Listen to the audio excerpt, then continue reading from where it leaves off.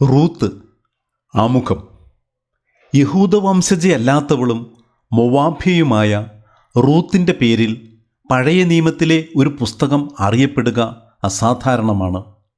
സുകൃത്തിനിയും വിശ്വസ്തയുമായ റൂത്തിനെ ഇസ്രായേലിൻ്റെ ദൈവമായ കർത്താവ് സമൃദ്ധമായി അനുഗ്രഹിച്ചു. റൂത്തിൻ്റെ ഭർത്താവ് ഒരു ഇസ്രായേൽക്കാരനായിരുന്നു.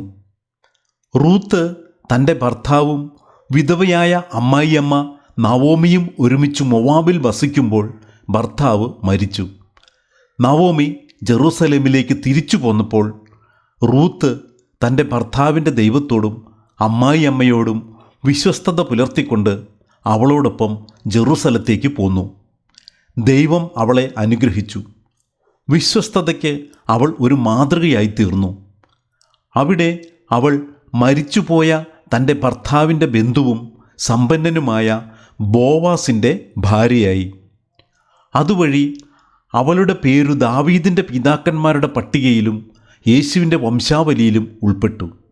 ദൈവത്തിൻ്റെ രക്ഷാകര പദ്ധതി സാർവത്രികമാണ് എന്നതിൻ്റെ സൂചന ഇതുവഴി നമുക്ക് ലഭിക്കുന്നു. റൂത്ത്. അധ്യായം 1. എലിമെലക്കും കുടുംബവും മൊവാബിൽ. വാക്യം 1. ന്യായാധിപന്മാരുടെ ഭരണകാലത്ത് നാട്ടിൽ ക്ഷാമമുണ്ടായി. അന്ന് യൂദായിലെ ഒരു ബെത്ലഹേംകാരൻ ഭാര്യയും പുത്രന്മാർ ഇരുവരുമൊത്ത് മൊവാബ് ദേശത്ത് കുടിയേറി പാർത്തു. വാക്യം 2. അവൻ്റെ പേര് എലിമെലക്ക്, ഭാര്യ നവോമി, പുത്രന്മാർ മഹ്ലോനും കിലിയോനും. അവർ യൂദായിലെ ബെത്ലഹേമിൽ നിന്നുള്ള ഹെഫ്രാത്യരായിരുന്നു. അവർ മൊവാബിൽ താമസമാക്കി. വാക്യം 3. നവോമിയുടെ ഭർത്താവ് എലിമെലക്ക് മരിച്ചു. അവളും പുത്രന്മാരും ശേഷിച്ചു. വാക്യം 4. പുത്രന്മാർ ഓർഫ, റൂത്ത് എന്നീ മൊവാബ്യ സ്ത്രീകളെ വിവാഹം ചെയ്തു. 10 വർഷത്തോളം അവർ അവിടെ കഴിഞ്ഞു. വാക്യം 5. അങ്ങനെയിരിക്കെ മഹ്ലോനും കിലിയോനും മരിച്ചു. നവോമിക്ക് ഭർത്താവും പുത്രന്മാരും നഷ്ടപ്പെട്ടു. നവോമിയും റൂത്തും ബെത്ലഹേമിലേക്ക്. വാക്യം 6. കർത്താവ് തൻ്റെ ജനത്തെ ഭക്ഷണം നൽകി അനുഗ്രഹിക്കുന്നു എന്ന് കേട്ട് നവോമി മരുമക്കളോടുകൂടെ മൊവാബിൽ നിന്ന് തിരികെ പോകാനൊരുങ്ങി. വാക്യം 7. അവൾ താമസിച്ചിരുന്ന സ്ഥലത്ത് നിന്ന് മരുമക്കളോടുകൂടെ പുറപ്പെട്ട് യൂദായിലേക്കുള്ള വഴിയിലെത്തി. വാക്യം 8. അപ്പോൾ നവോമി മരുമക്കളോട് പറഞ്ഞു, നിങ്ങൾ മാതൃഭവനങ്ങളിലേക്ക് മടങ്ങിപ്പോകുവിൻ. മരിച്ചവരോടും എന്നോടും നിങ്ങൾ കരുണ കാണിച്ചു. കർത്താവ് നിങ്ങളോടും കരുണ കാണിക്കട്ടെ. വാക്യം 9. വീണ്ടും വിവാഹം ചെയ്തു കുടുംബജീവിതം നയിക്കാൻ കർത്താവ് നിങ്ങളെ അനുഗ്രഹിക്കട്ടെ.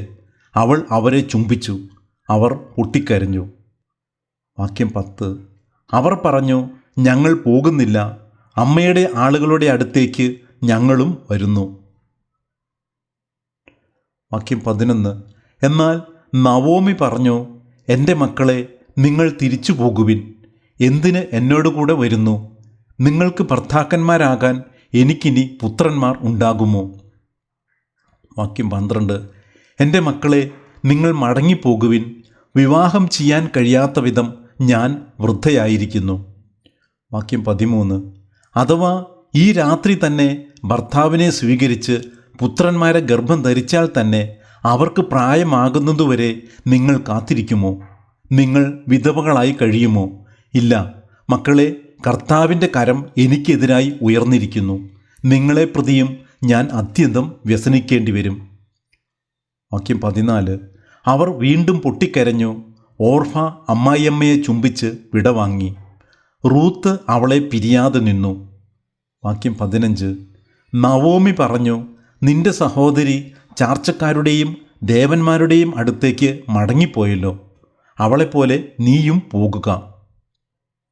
വാക്യം 16. റൂത്ത് പറഞ്ഞു, അമ്മയെ ഉപേക്ഷിക്കാനോ കൂടെ പോരാതിരിക്കാനോ എന്നോട് പറയരുത്. അമ്മ പോകുന്നിടത്ത് ഞാനും വരും, വസിക്കുന്നിടത്ത് ഞാനും വസിക്കും. അമ്മയുടെ ചാർച്ചക്കാർ എൻ്റെ ചാർച്ചക്കാരും അമ്മയുടെ ദൈവം എൻ്റെ ദൈവവുമായിരിക്കും. വാക്യം 17.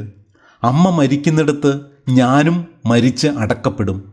മരണം തന്നെ എന്നെ അമ്മയിൽ നിന്ന് വേർപെടുത്തിയാൽ കർത്താവ് എന്ത് ശിക്ഷയും എനിക്ക് നൽകിക്കൊള്ളട്ടെ. വാക്യം 18. അവൾ തന്നോടുകൂടെ പോരാൻ ഉറച്ചു എന്ന് കണ്ട് നവോമി അവളെ നിർബന്ധിച്ചില്ല. വാക്യം 19. അവർ ബത്ലഹേമിൽ എത്തി. പട്ടണം മുഴുവൻ അവരെ കണ്ടു വിസ്മയിച്ചു. ഇത് നവോമിയോ എന്ന് സ്ത്രീകൾ പരസ്പരം ചോദിച്ചു. വാക്യം 20. അവൾ പറഞ്ഞു, എന്നെ നവോമി എന്നല്ല മാറ എന്നാണ് വിളിക്കേണ്ടത്. സർവശക്തൻ എന്നോട് വളരെ കഠിനമായിട്ടാണ് പ്രവർത്തിച്ചത്. വാക്യം 21. എല്ലാം തികഞ്ഞവളായി ഞാൻ ഇവിടെ നിന്നു പോയി. ഒന്നും ഇല്ലാത്തവളായി കർത്താവ് എന്നെ തിരിച്ചയച്ചു. കർത്താവ് എന്നെ ഞെരുക്കുകയും സർവശക്തൻ എനിക്ക് ആപത്ത് വരുത്തുകയും ചെയ്യുമ്പോൾ എന്തിനെന്നെ നവോമി എന്ന് വിളിക്കുന്നു. വാക്യം 22. അങ്ങനെ നവോമി മൊവാബിൽ നിന്ന് അവിടുത്തുകാരിയായ മരുമകൾ റൂത്തിനോടുകൂടെ തിരിച്ചെത്തി. ബാർലിക്കൊയ്ത്ത് തുടങ്ങിയപ്പോഴാണ് അവർ ബത്ലഹേമിൽ എത്തിയത്.